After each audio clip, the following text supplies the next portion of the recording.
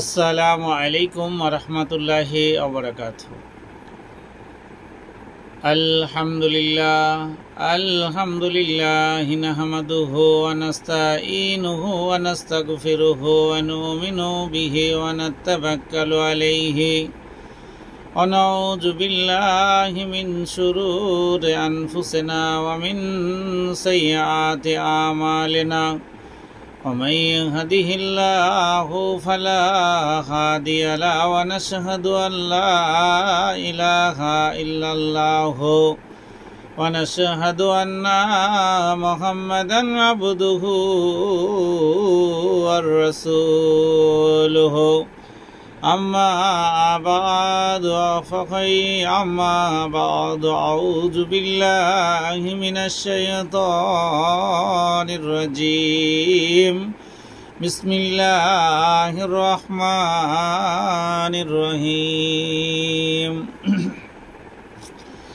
أرأيت الذي يكذب بالدين فذلك الذي يدعو اليتيم ولا يحض على طعام المسكين فويل للمصلين الذين هم عن صلاتهم ساهون الذين هم يراءون ويمنعون الماعون صدق الله العظيم।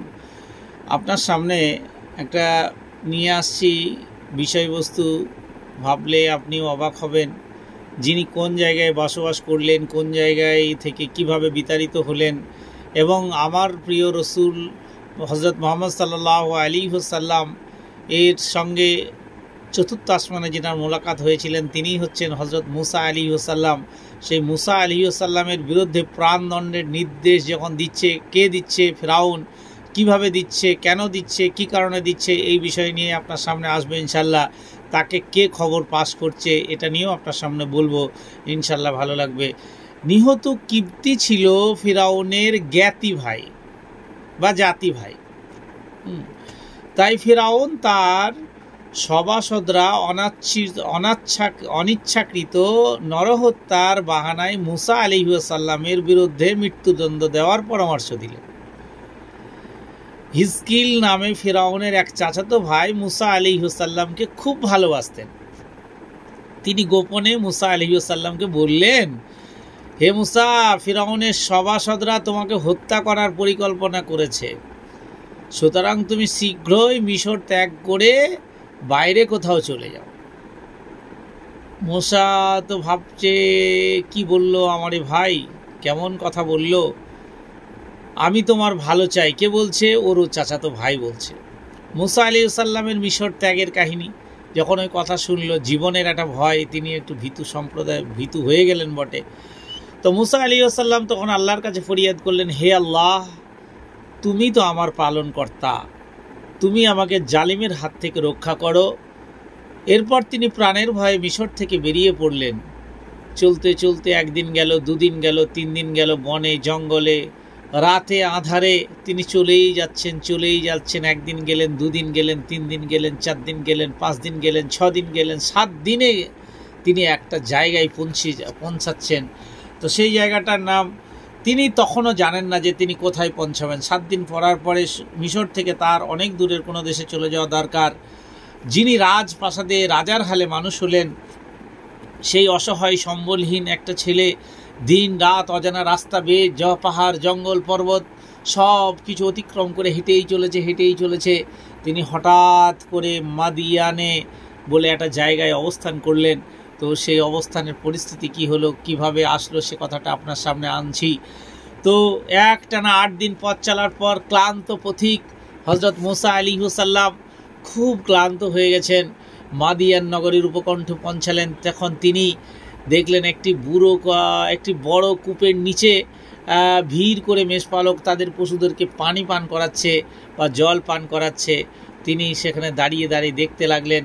এই একটু দূরে দেখছেন 2টো মহিলা চুপচাপ দাঁড়িয়ে মেষপালক বা ভেড়ার যেসব নিয়ে দাঁড়িয়ে আছে, তারা মাথা হ্যাঁট করে। তখন তাদের কাছে তিনি আস্তে আস্তে গেলেন, গিয়ে জিজ্ঞেস করলেন, তোমরা কেন এখানে দাঁড়িয়ে, তোমাদের কি ব্যাপার? তখন বলল, আমরা ওই যে ওইখানে সব কুয়োতে পানি খাওয়াচ্ছে, ওদের মেসদের আমাদের মেসদের এই মুহূর্তে ঢুকতে দেবে না বা তাড়িয়ে দেবে। তখন মুসা আলাইহিসসালাম বললেন, ঠিক আছে দেখি। তখন মুসা আলাইহিসসালাম ওদের ওই মেসগুলোকে নিয়ে গিয়ে পানি খাওয়ালেন এবং তাদেরকে জিজ্ঞেস করলেন, এবং তেনারা জিজ্ঞেস করে বলল, আমার পিতা অতি বৃদ্ধ এবং অতিশয় বিছানাগত। তখন তারপরে দুই কিশোরী ভেড়ার পালককে পানি খাইয়ে দিলেন কে? মুসা আলাইহিসসালাম। তারপর মুসা আলাইহিসসালাম গাছের ধারে একটু বসতে বলে ভেড়ার পাল নিয়ে বাড়ির দিকে দুই বোনে চলে গেল। এবার বৃদ্ধার আমন্ত্রণ কিভাবে মুসার কাছে এলো সেটা আমি আপনি কিভাবে জানি, সেটা নিয়ে বলছি। মেয়ে দুজন অন্য দিনের তুলনায় সেদিন সত্তরে বাড়ি ফিরল। তাদের বৃদ্ধ পিতাকে অবাক করা এই তথ্য দিল এবং মেয়ের কাকে সব কথা খুলে বলল। বৃদ্ধ বলল, সেই যুবককে এখনই আমার কাছে নিয়ে এসো। মুসা আলাইহিসসালাম তখন ক্ষুধা, তৃষ্ণা, ক্লান্তিতে অবসন্ন হয়ে একটি গাছের ছায় বসে আল্লাহর উপর প্রার্থনা করছিল, হে আল্লাহ আমার প্রতিপালক, আমি তো এখন অসহায়, আমি আপনার দয়ার ভিখারি, আপনি আমাকে কিভাবে কি করবেন আপনিই ভালো জানেন। এমন সময় দুই কিশোরের মধ্যে একজন, যার নাম ছিল সাফুরা, মুসা আলাইহিসসালামের কাছে এসে লজ্জা জড়ানো গলায় বলল, জনাব, আমার পিতা আপনাকে আমন্ত্রণ করেছে, আপনি মেহেরবানি করে আমার সঙ্গে আসুন। মুসা আলাইহিসসালাম মেয়েটির বাড়িতে গেলেন। বৃদ্ধা প্রথমে মুসা আলাইহিসসালাম খাওয়া দাওয়া বিশ্রামের ব্যবস্থা করলেন, তারপরে তার কোথায় বাড়ি, কী সমাচার সব কিছু জিজ্ঞেস করলেন। আজকে এখানে এই পর্যন্ত। আসসালামু আলাইকুম ওয়া রাহমাতুল্লাহি ওয়া বারাকাতুহু।